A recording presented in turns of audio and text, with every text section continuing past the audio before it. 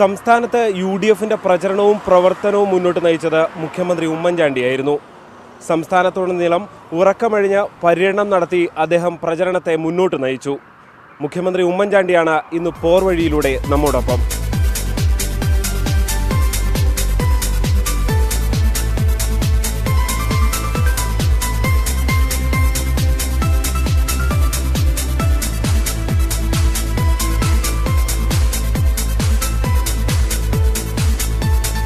മുഖ്യമന്ത്രിയുടെ ഔദ്യോഗിക വസതിയായ ക്ലിഫ് ഹൗസാണ് ഈ കാണുന്നത്. അദ്ദേഹം രാവിലെ തന്നെ തെരഞ്ഞെടുപ്പ് പ്രചരണത്തിനായി ഇറങ്ങാനുള്ള തിരക്കിലാണ്. സമയം രാവിലെ 7:30 മണി മാത്രമേ ആയിട്ടുള്ളൂ. എന്തായാലും ഇന്നത്തെ അദ്ദേഹത്തിൻ്റെ തിരക്കിനൊപ്പം നമ്മളും കൂടുകയാണ്.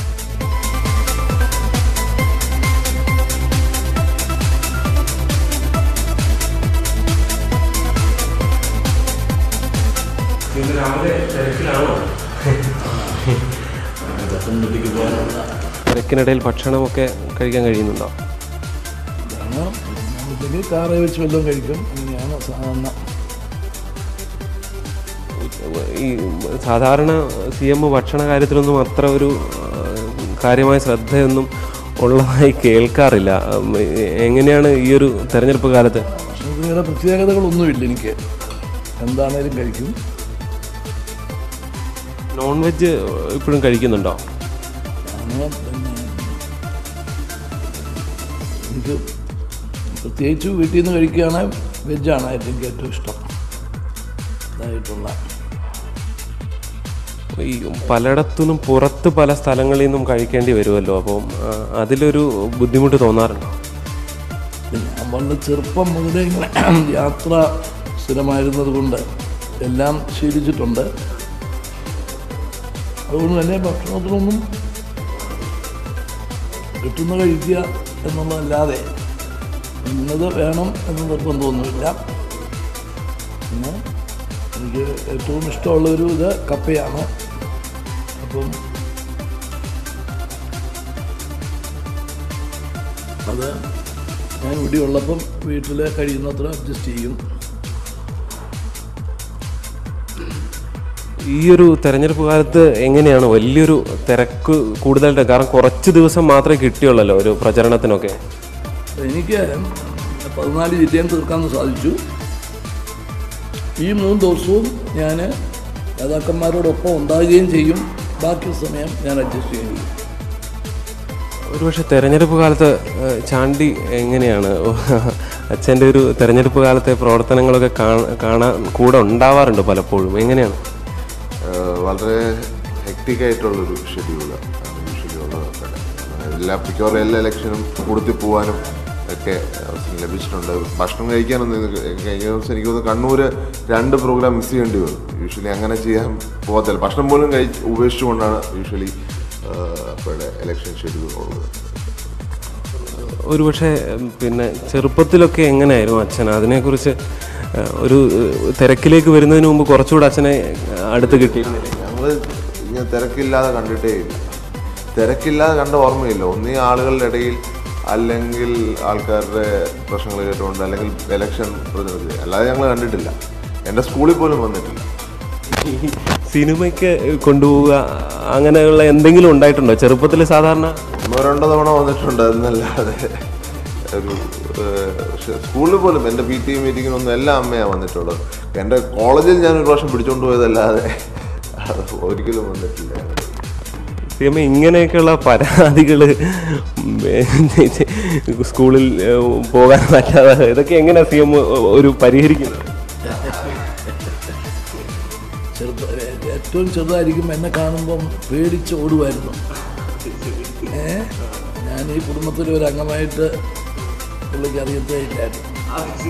അവസാനം ഞങ്ങളൊന്ന് ലോഹ്യമായതൊരു ബന്ധുദോസം കംപ്ലീറ്റ് ചെയ്യാൻ വീട്ടിയിരുന്നു. അതിനുശേഷമാണ് ഒരു ബന്ധുദോസമാണ് മകനുമായിട്ടൊരു ബന്ധം ഉണ്ടാകാൻ ബന്ധു കാരണമായി എന്ന് പറയേണ്ടി വരും.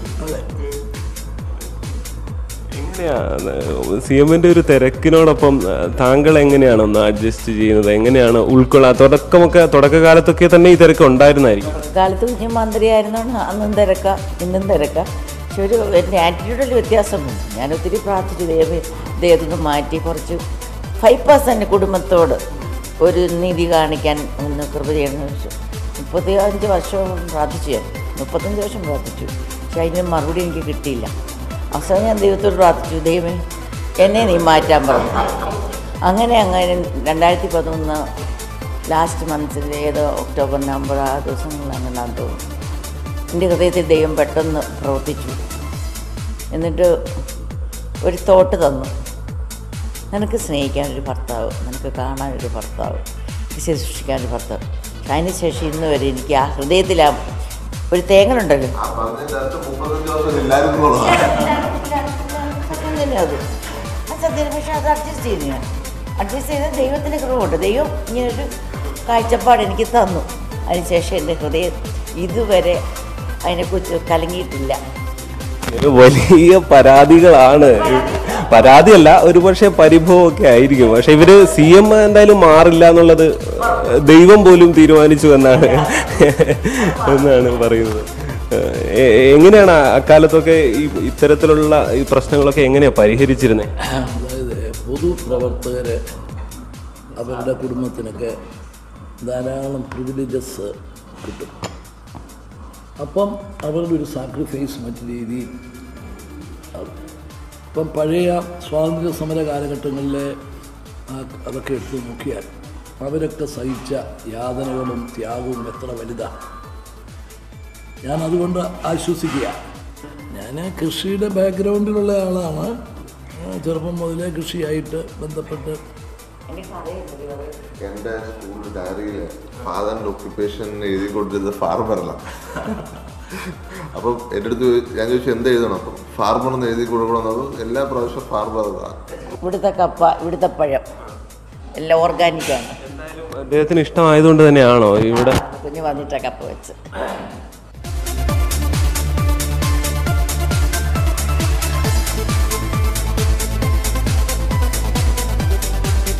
CMന്റെ ഒരു തിരക്ക് പിടിച്ച ദിവസത്തിന് തുടക്കമാവുകയാണ്. അദ്ദേഹത്തെ യാത്രയാക്കാൻ വേണ്ടി മകൻ ഉൾപ്പെടെയുള്ളവരും ഭാര്യയും ഒക്കെ തന്നെ ഉണ്ട്. എന്തായാലും അദ്ദേഹത്തിനൊപ്പം തന്നെയാണ് ഇന്ന് നമ്മുടെയും യാത്ര തുടങ്ങുന്നത്.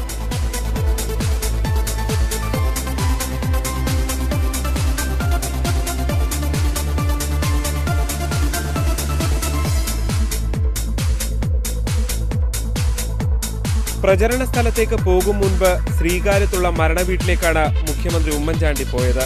യാത്രക്കിടെ റോഡ് ബ്ലോക്ക് ആയതോടെ വാഹനത്തിൽ നിന്നിറങ്ങി 1 കിലോമീറ്ററോളം നടത്തം.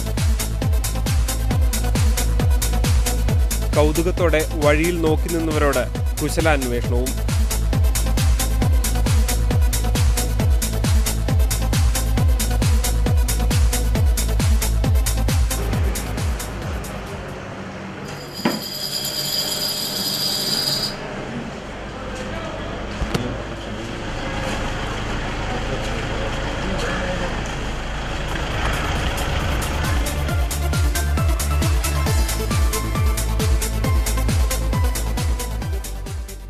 പ്രവർത്തകരെ ആവേശം കൊള്ളിച്ചുകൊണ്ടുള്ള ഒരു തെരഞ്ഞെടുപ്പ് പ്രചരണ യോഗത്തിന് ശേഷം മുഖ്യമന്ത്രി തൻ്റെ യാത്ര തുടരുകയാണ്. CM ഇതിനിടയ്ക്ക് ചോദിക്കുകയാണ്, യാത്രക്കിടയിൽ CMന്റെ ഒരു ഹോബി എന്തെങ്കിലും ഉണ്ടോ? ഹോബി എന്തെങ്കിലും ഉണ്ടോ? ഞാൻ ഉറങ്ങുക എന്നുള്ളതാണ്. യാത്രയ്ക്കിടയിലാണ് ഉറങ്ങാനുള്ള? പത്രവായന പിന്നെ എനിക്ക് അത് കാറിലിരുന്ന പത്രം ഒരു സമയത്ത് കൂടുതൽ വായിച്ചാൽ നമുക്കൊരു ഒരു അല്പം ഒരു ബുദ്ധിമുട്ട് പോലെ തോന്നും. ട്രെയിനിലാണെങ്കിൽ പത്രം വായനയ്ക്ക് സമയമെടുക്കും.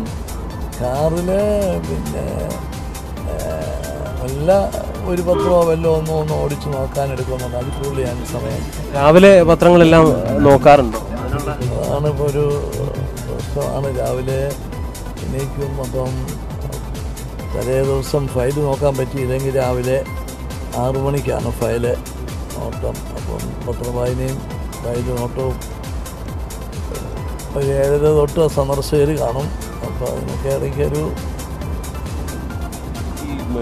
ടെലിവിഷൻ ചാനലുകൾ വന്ന ഒരു ചാനലുകളുടെ ഒരു കാലമാണ്. TV കാണാൻ കാണാനൊരു സാധ്യതയും എനിക്ക് വരുന്നില്ല. ഞാൻ മിക്കവാറും എല്ലാം യാത്രയായിരിക്കും. വാർത്താ ചാനലുകളൊന്നും അങ്ങനെ ശ്രദ്ധിക്കും. ശ്രദ്ധിക്കാറില്ല. എനിക്കങ്ങനെ നോക്കാൻ പറ്റുന്നില്ല. അതിനൊപ്പം അപ്പോൾ പിന്നെ സ്വാഭാവികമായിട്ട് സിനിമ പോലുള്ളവയൊന്നും കാണാറുണ്ടാവില്ല. അതില്ല. ചെറുപ്പത്തിൽ അങ്ങനെ ഉണ്ടായിരുന്നു? സിനിമയോടൊക്കെ താല്പര്യം ഉണ്ടായിരുന്നു? ചെറുപ്പത്തിൽ പിന്നെ ഈ ചാനലൊന്നും ഇല്ലല്ലോ. സ്റ്റുഡൻ്റൊക്കെ ആയിരിക്കുമ്പോൾ വലിയ താല്പര്യമുണ്ട്. പക്ഷേ 3 കാര്യങ്ങൾ ഒത്തു കിട്ടണം. 1 സമയം, 2 അതിനുള്ള പൈസ, 3 ഫ്രണ്ട്സ്. ഇത് 3ഉം കൂടെ ഒത്തു വന്നാലേ പോകത്തുള്ളൂ. ഞാൻ ഒറ്റയ്ക്ക് പോകത്തില്ല. ഇടയ്ക്ക് കുറച്ച് രാഷ്ട്രീയത്തിലേക്ക് കൂടെ പോയി കഴിഞ്ഞാൽ ഏറ്റവും ഒടുവിൽ വന്ന സർക്കാരിനെതിരെ വന്നത് കടകംപള്ളി കേസിലെ ഒരു വിമർശനമാണ്. അതിനെ തുടർന്ന് കോൺഗ്രസ് നേതാക്കൾ ആ ജഡ്ജിക്കെതിരെ വിമർശനം നടത്തി. അതിനെ തുടർന്ന് ജഡ്ജി ഒരു പരസ്യമായൊരു തുറന്നു പറച്ചിലേക്ക് ചാനൽ ക്യാമറകൾക്കൊക്കെ മുന്നിൽ വരുന്നു. ആ ഒരു സാഹചര്യത്തെ, ആ ഒരു തുറന്നു പറച്ചിലിനെ CM എങ്ങനെയാണ്? ഞാൻ കോടതിയെ വിമർശിക്കുന്നതിന് അനുകൂലമല്ല. നമുക്ക് അനുകൂല വിധി വരുമ്പം വിധിയെ ന്യായീകരിക്കുകയും എതിര് വരുമ്പം എതിർക്കുകയും ചെയ്യുന്നൊരു സമീപനം മാർക്സിസ്റ്റ് പാർട്ടി സ്വീകരിച്ചിട്ടുള്ളത്. അവർ ജഡ്ജിയെ നാടുകടത്തൽ വരെ നടത്തിയിട്ടുള്ളവരാണ്. നമ്മുടെ ജനാധിപത്യത്തിൻ്റെ ഏറ്റവും വലിയ ശക്തി എന്ന് പറഞ്ഞാൽ വിശ്വസനീയതയാണ്. അപ്പം ജനാധിപത്യത്തിൻ്റെ പ്രധാന ഘടകമാണ് ജുഡീഷ്യറി. അപ്പോൾ ആ ജുഡീഷ്യറിയുടെ വിശ്വസനീയത പോകുന്ന ഒരു കാര്യത്തോടും യോജിക്കാൻ നിർത്തിയില്ല. ഇംപീച്ച് ചെയ്യണമെന്നുള്ള വാർത്താ സമ്മേളനങ്ങളും ഒക്കെ കടന്നുപോയി. എല്ലാവരും പരിധി ലംഘിക്കുകയാണ്. അതിനോട് എനിക്ക് യോജിപ്പില്ല. കേന്ദ്ര രാഷ്ട്രീയത്തോട് CMന് താല്പര്യം കുറവാണോ? അങ്ങനെ CM കൂടുതലും സംസ്ഥാനത്താണ് ശ്രദ്ധ കേന്ദ്രീകരിച്ച് കാണുന്നത്. അങ്ങനെ ഉണ്ടോ? ഞാൻ കൂടുതലെന്നുള്ളതല്ല, ഞാൻ കേരളത്തിൽ മാത്രമേ ഉള്ളൂ. ഞാൻ ഇവിടുത്തെ കാര്യങ്ങളിലൊക്കെ ഇടപെട്ട് നിന്നാണ് വളരെ ചെറുപ്പം മുതൽ പ്രവർത്തിച്ചത്. അതിനൊരു മാറ്റം എനിക്കങ്ങോട്ട് ഇതുവരെ ചിന്തിച്ചിട്ട് പോലുമില്ല. അതായത് കേന്ദ്ര രാഷ്ട്രീയത്തിലേക്ക് ഉമ്മൻചാണ്ടി എന്ന നേതാവിനെ നമ്മൾ പ്രതീക്ഷിക്കേണ്ട. ഞാൻ കേരളത്തിൽ തന്നെ നിൽക്കാനാണ് എൻ്റെ മുഴുവൻ ആഗ്രഹവും. ഒന്ന് പ്രതിപക്ഷം ഈ സമയത്തൊക്കെ ചൂണ്ടിക്കാണിക്കുന്നത് ഒരുപക്ഷെ KP വിശ്വനാഥിനെതിരെയൊക്കെ ഉള്ള പരാമർശങ്ങൾ ഉണ്ടായ സമയത്ത് പരാമർശത്തിൻ്റെ പേരിൽ അവർ രാജിവെച്ചിട്ടുണ്ട്. മുഖ്യമന്ത്രി ആ ഒരു കീഴ്വഴക്കം തെറ്റിക്കുകയാണ് എന്നുള്ളതാണ് ഒരു പരാമർശം. ഞാൻ ഇല്ലാത്ത ഒരു പ്രശ്നത്തിൻ്റെ പേരിൽ ഒരു കാര്യം കൊണ്ടുവന്നാൽ അതിന് കീഴടങ്ങുക എന്ന് പറഞ്ഞാൽ എന്താ? സത്യത്തോട് ചെയ്യുന്ന തെറ്റല്ലേ? ഇതിനകത്ത് ഇവർ പറഞ്ഞതിനകത്ത് 1% ശരിയുണ്ട് എന്നൊന്ന് പറയട്ടെ. ഇതിപ്പം ജഡ്ജി ചില പരാമർശം നടത്തി കഴിഞ്ഞാൽ എന്നെ കേൾക്കാതെയാണ്. ഞാനതിനകത്ത് കക്ഷിയല്ല. എൻ്റെ ഭാഗം കേൾക്കാതെയാണ് പറഞ്ഞിട്ടുള്ളത്. അതുകൊണ്ട് തന്നെയാണ് എന്നെ ബാധിക്കുന്ന പ്രശ്നങ്ങൾ സ്റ്റേ ചെയ്യണമെന്ന് പറഞ്ഞപ്പോൾ ഡിവിഷൻ ബെഞ്ച് സ്റ്റേ ചെയ്യുകയും ചെയ്തു. ഏറ്റവും ഒടുവിൽ വന്ന ഒരു വാർത്ത RSPയുടെ ഒരു മുന്നണി മാറ്റമാണ്. അതിനെക്കുറിച്ച് പീതാംബരക്കുറിപ്പ് നടത്തിയ ഒരു പ്രസംഗമാണ്. അത് മുൻകൂട്ടി നേരത്തെ തന്നെ ചർച്ച ചെയ്തിരുന്നു. മാത്രവുമല്ല, ജോസഫ് വിഭാഗം വിട്ടുപോയാൽ സർക്കാരിനെ സംരക്ഷിക്കുക എന്നുള്ള ഒരു ഉദ്ദേശത്തോടു കൂടിയാണെന്ന് അദ്ദേഹം കുറച്ചുകൂടി അത് വ്യക്തമാക്കിയാണ് അദ്ദേഹം പറയുന്നത്. അതിനെക്കുറിച്ച് അദ്ദേഹം തന്നെ നിഷേധിച്ചിട്ടുണ്ട്. അങ്ങനെ യാതൊരുവിധ ചർച്ചയും നേരത്തെ ഉണ്ടായിട്ടില്ല. ഏറ്റവും ഒടുവിലായി ചോദിക്കാനുള്ളത്, ഈ തെരഞ്ഞെടുപ്പ് ഏറ്റവും അവസാന ഘട്ടത്തിലാണ്. UDFന് ഒരു എത്ര സീറ്റാണ് ഇത്തവണ പ്രതീക്ഷിക്കുന്നത്? ജനങ്ങൾ വിധി എഴുതാൻ ഇനി മണിക്കൂറുകൾ മാത്രമേ ബാക്കിയുള്ളൂ. ആ വിധിക്ക് മുകളിൽ കയറി ഞാൻ ഒരു അവകാശവാദം പറയുന്നില്ല. പക്ഷേ എനിക്ക് ഈ 20 നിയോജക മണ്ഡലത്തിലും പോയി പ്രചരണം നടത്തിയതിൻ്റെ അടിസ്ഥാനത്തിൽ എനിക്ക് തികഞ്ഞ ആത്മവിശ്വാസമുണ്ട്. ഈ തെരഞ്ഞെടുപ്പ് UDFന് ഒരു വലിയ നേട്ടമായിരിക്കും. കഴിഞ്ഞ തവണത്തെക്കാൾ കൂടുതൽ സീറ്റെന്നൊക്കെ UDF നേതാക്കൾ പറയുന്നുണ്ട്. അങ്ങനെ തന്നെ CM പ്രതീക്ഷിക്കുന്നു. തീർച്ചയായിട്ടും. ഇവിടെ ഒരു വിരുദ്ധ വികാരമുണ്ടെങ്കിൽ അത് അക്രമത്തിന് എതിരെയുള്ള വികാരമാണ്. അത് മാർക്സിസ്റ്റ് പാർട്ടിക്ക് എതിരെയുള്ള വികാരമാണ്. ആ വികാരം മനസ്സിലാക്കിയത് കൊണ്ടാണ് ശ്രീ പിണറായി വിജയൻ്റെ സമതലം തെറ്റിപ്പോലും വളരെ മോശപ്പെട്ട ഒരു പരാമർശനം നടത്തിയത്. ഒരു രാഷ്ട്രീയ നേതാവിൻ്റെ ഭാഗത്തു നിന്ന് ഒരിക്കലും ഉണ്ടാകാൻ പാടില്ലാത്ത ഒരു പരാമർശനമാണ് ശ്രീ പിണറായി വിജയൻ ശ്രീ പ്രേമചന്ദ്രന് എതിരായിട്ട് നടത്തിയത്. ഓരോ ദിവസവും 15ഓളം കേന്ദ്രങ്ങളിലാണ് മുഖ്യമന്ത്രി പ്രചരണത്തിനെത്തുന്നത്. മികച്ച പ്രചരണം നടത്തിയെന്ന ആത്മവിശ്വാസത്തോടെ വോട്ടെടുപ്പിലേക്ക്.